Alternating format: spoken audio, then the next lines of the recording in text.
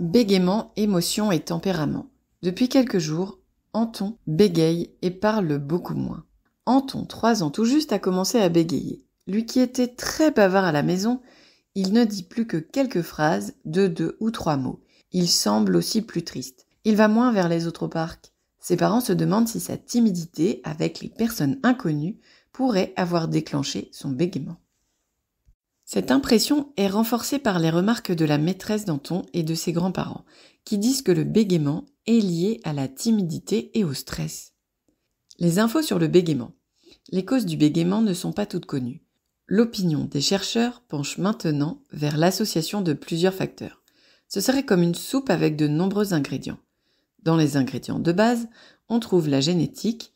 Les enfants qui bégayent ont souvent des membres de leur famille qui bégayent ou ont bégayé. Mais ce trait génétique ne suffit pas à lui seul.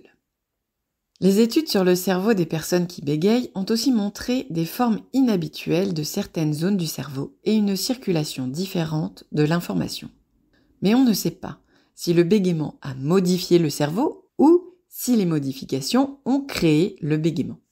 Combien de temps ça va durer ? De nombreux enfants qui commencent à bégayer vont s'arrêter tout seuls. Cela peut prendre de 6 à 36 mois. Quand un enfant bégaye, on veut savoir ce qui fait que ce bégaiement continue au lieu de s'arrêter. Les ingrédients qui feraient durer le bégaiement pourraient être le déclenchement après 3 ans et demi, le fait d'être un garçon, pourtant au début du bégaiement on trouve autant de filles que de garçons, et enfin le tempérament de l'enfant. Il est important de préciser que le tempérament n'est pas le caractère de l'enfant, c'est plutôt sa tendance à être curieux ou apeuré face à la nouveauté, à rester excité longtemps ou à revenir rapidement à un état de calme. Les enfants qui bégayent peuvent montrer plus de signes d'agacement et de colère que les autres enfants. Ils ont aussi tendance à se précipiter face à une nouvelle information. Ils ont plus de mal à se retenir d'agir si l'information change brusquement. Une recherche récente en France montre que statistiquement, les enfants qui bégayent auraient des particularités dans l'analyse des informations de leurs sens, la vue, le toucher, l'ouïe, le goût, l'équilibre. Ils seraient plus sensibles et réactifs face aux sons ou aux informations provenant de plusieurs sens en même temps.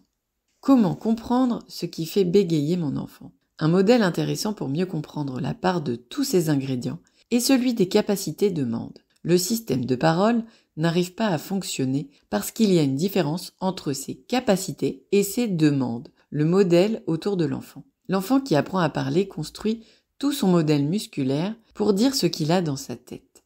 Le fait de vouloir bien parler ou d'essayer de parler aussi vite que ses parents peut mettre le système de parole en tension. Cela entraînerait les répétitions de syllabes et de mots.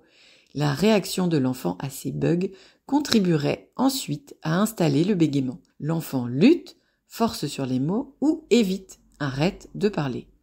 On peut penser que Anton réagit très fort à ces moments de bégaiement. Ces émotions ne créent pas le bégaiement, mais cela pourrait le faire durer. Il est important de préciser que les recherches n'ont pas montré de lien entre la timidité et le bégaiement. Parmi les enfants qui bégayent, on retrouve toutes sortes de caractères et de tempéraments.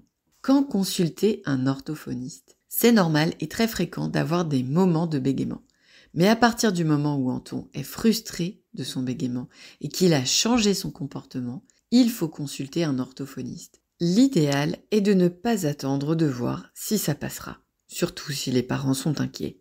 Lors du traitement, l'orthophoniste commence par évaluer précisément l'ensemble des facteurs, les ingrédients pouvant contribuer au bégaiement. L'orthophoniste cherche à savoir si Anton reste longtemps inquiet, stressé, excité ou anxieux après un événement qui le surprend. Si le tempérament ou les réactions émotionnelles d'Anton entretiennent le bégaiement, la prise en soin orthophonique s'adapte. Que fait-on pendant les séances d'orthophonie ?